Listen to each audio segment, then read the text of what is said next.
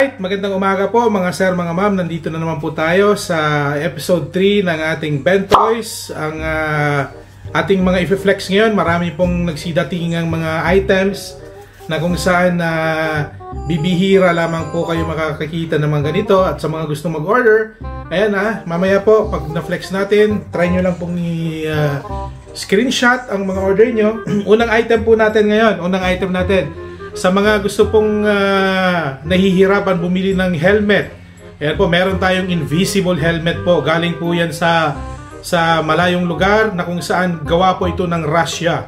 Pag sinuot nyo po itong helmet na to, hindi kayo maaaksidente at mapapalayo kayo kasi magnetic, magnetic helmet. Ibig sabihin ng magnetic po, nag-a-absorb siya ng mga good energy at yung negative magnetic niya umiiwas sa gulo. Ito po.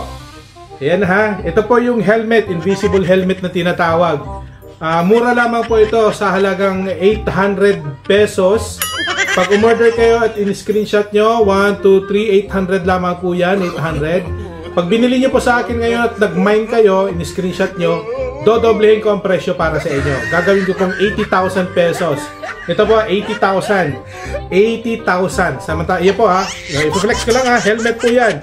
Invisible helmet po yan. Hindi kayo maaano sa kahit mga aksidente. Pag tumama yung mga bato, baril, bala, kahit pukpok niya ng asawa nyo, kahit batukan kayo ng asawa nyo, hindi nyo po mararamdaman. Ito po, napakatibay po to. Yan po kung maririnig nyo po. Yan feeling plastic, pero hindi po talaga. Ang plastic lamang po, yung mga plastic na kalaban nyo. Pero yan po yan, invisible helmet po ito mga kaibigan, mga sir, mga ma'am. Kunin nyo na po sa lagang 800 pesos. Pag nag-mine kayo ngayon, gagawin ko pong para magaan sa inyo. 80,000 lamang po ibigay sa inyo, 80,000 pesos. So yan po unang item natin, screenshot po, 1, 2, 3, 1, 2, 3. 1, 2, 3. Ayan. Oy, may nag-mine. Sino ba yung nag-mine na yan? Gaddafi. Ayun, Gaddafi Akarangel. Sa'yo na, sir. 80,000. Ayan, kasi ano lang naman to sa'yo. Helmet. Kasi alam ko, sir. Balita ko, tama ba? Ayan, yung mga gusto pong mag-order, meron lamang po tayong 4 na perasong helmet. Ito po, invisible helmet po. Ayan, invisible helmet. Kahit saan kayong activities nyo, mapamotor, hiking, kahit ano po ang gagawin nyo, itong invisible helmet po, hindi kayo maa-aksidente at mapoprotektahan po yung brain nyo, yung mga brain cells nyo dyan, sapagkat yung ito pong nag-absorb to ng magandang energy. So yun po sa mga gusto pong mag-order nito, maraming salamat po. Nag-order na, sino ba yan nandyan? Si Sir Gaddafi. Ayan po, Sir Gaddafi, maraming salamat po. Yan sa mga gusto po, mag-PM lamang kayo sa'yo. I-PM nyo ako sa Bentoys. Dito po lamang yan sa Bentot Arabong Bicolano page. So ayun po, maraming salamat po. Yan po yung unang item natin. So helmet, invisible helmet. Ang second item naman natin ngayon mga kaibigan, ang second item natin, yung mga mahilig mag-shooting. Ayan, yung mga nagpa-firing dyan, yung mga military, yung mga men in uniform, yung mga women in uniform. Ayan po, ito pong item na to, napakamura lamang po ito. Sa halagang 1.2 million. 1.2 million po, pero hindi po kayo magsisisi. Ito pong item na to, bulletproof. Ayan po, ito po yung pinakabagong design ngayon ng bulletproof na hindi pa po nilalabas sa merkado publiko. So, yun po, galing po ito ng France. Made in France po to. Ang may gawa po nito, yung mananahi lamang dyan dyan po yan sa Metro Manila na napadpad ng France.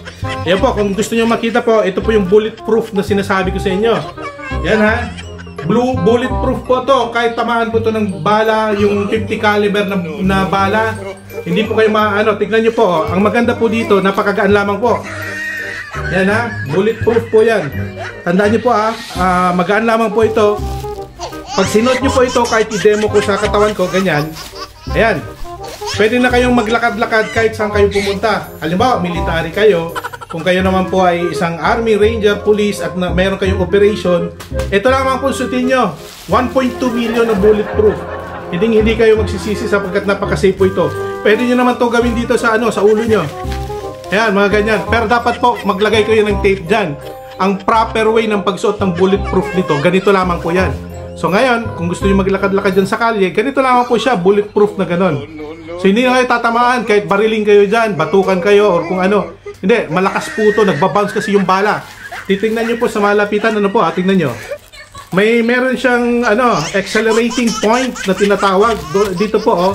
Meron siyang mga bubbles diagram. Ito yung mga bubbles diagram. Meron silang accelerating point na kung saan pag tumama dito yung bala, automatic magbabounce.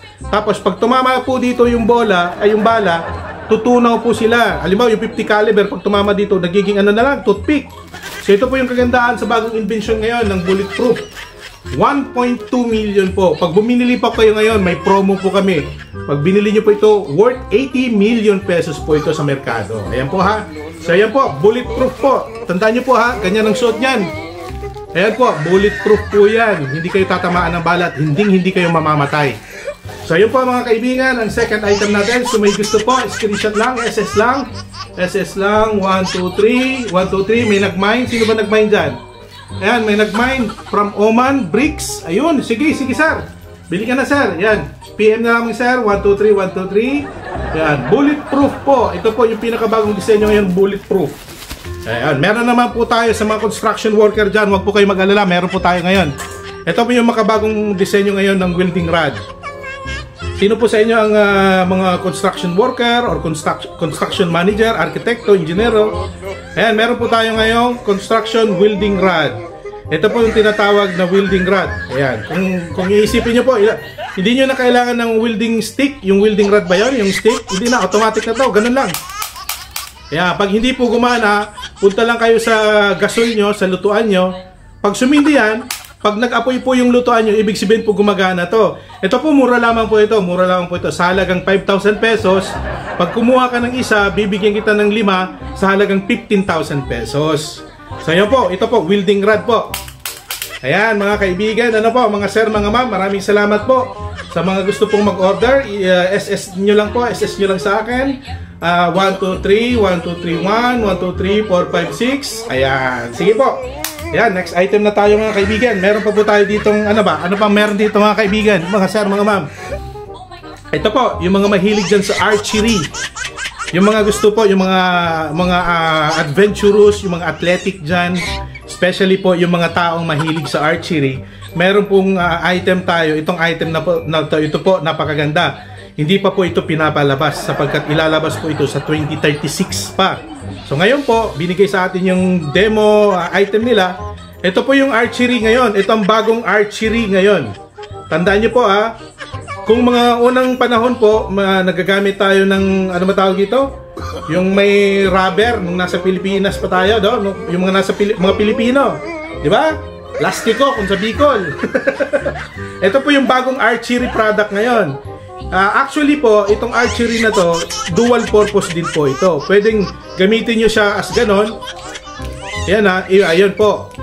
Yan, pang scoop po siya ng ice cream. Ganon. Ito po yung pangkuha talaga. Archery na, pang scoop pa po ng ice cream.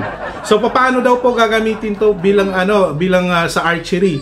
Actually po, hawakan nyo lang siya ng straight po yan sa mata mo. Tapos, imaginary lamang po yung bala niya. Yung stick niya, gano'n. Diba? Tingnan nyo. Archery na po yan, gano'n. Imagine ka lang po, mag-imagine ka lang kahit dyan ka sa publiko. Pag hinawakan mo po ito, iisipin ng mga tao may diferensya ka sa utak. So, ganun pa man po, ito yung pinakabagong archery na ginagamit na ilalabas pa sa 2036. So, ang kagandahan po dito, tayo ang pinaunang pinaplex ng mga supplier natin. Galing po ito ng Japan. So, dalawang purpose po to Pag bumili po kayo, dalawang purpose niyan. Ice cream scoop, tapos yung archery. Ganon. So, yun po mga kaibigan. Screenshot nyo lamang po. 1, 2, 3. 1, 2, 3, 4. And okay. So, ayun po. Ito na po yung pinaka-antay. Ang last item muna natin ngayong hapon. Ngayong hapon po. Ano po? Yung ang last item po natin, yung universal, balancer ng spinal cord natin. Hindi nyo na kailangan pumunta ng hospital mga sir, mga ma'am. Kung kayo po ay may problema sa likod, scoliosis, kung nananakit po yung likod nyo, meron po tayong sinusuot na helmet for the healthy helmet na tinatawag. Ito po medyo may kamahalan ng konti, sa halagang 3.8 million. Pag bumili po kayo nitong isa, discounted na po kayo. Mangyayari po magiging 6.7 million po ito. So tignan nyo po yung tinatawag na healthy helmet na tinatawag.